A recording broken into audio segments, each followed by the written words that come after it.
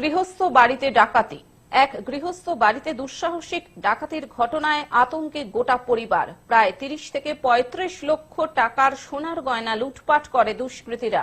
বাড়িতে কেউ না থাকার সুবাদে ঘরে ঢুকে পরপর দুটি আলমারি ভেঙে লক্ষ লক্ষ টাকার সোনার গয়না সহ নগদ টাকা ডাকাতির ঘটনায় তীব্র চাঞ্চল্য ছড়িয়ে পড়ে। ঘটনাটি নদিয়ার রানাঘাট থানার সরকারপাড়া এলাকায়। এই ঘটনার সময় সরকারের পরিবারের দাবি, পরশু রাতে ওই এলাকার একটি চার্চে মেলা দেখতে গিয়েছিলেন বাড়ির সকলে। মেলা থেকে বাড়ি ফিরে এসে দেখেন গ্রিলের তালা ভাঙা। ভেতরে ঢুকে দেখেন দুটি ঘরে রাখা আলমারিগুলি ভাঙা অবস্থায় রয়েছে। এছাড়াও একটি টিনের বাক্সর অবস্থা খুবই খারাপ। পরিবারের দাবি, দুটি আলমারিতে ছিল প্রায় ৩০ থেকে ৩৫ লক্ষ টাকার সোনার গয়না। এছাড়াও ওই টিনের বাক্সে ছিল নগদ টাকা। সবকিছুই লুটপাট করে দুষ্কৃতীরা। সাথে সাথেই তারা খবর দেন রানাঘাট থানায়।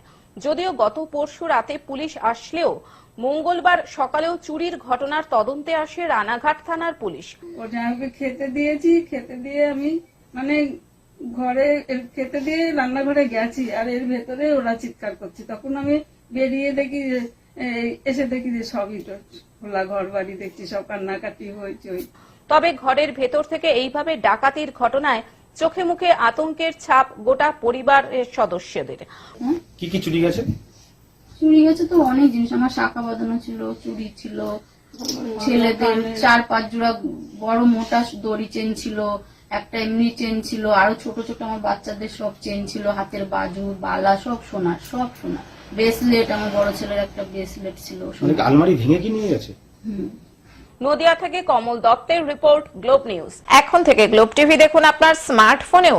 গুগল প্লে স্টোর অথবা অ্যাপল স্টোর থেকে ডাউনলোড করুন গ্লোব টিভি লাইভ অ্যাপ। এছাড়াও জিও টিভি অ্যাপ থেকেও দেখুন গ্লোব টিভি লাইভ।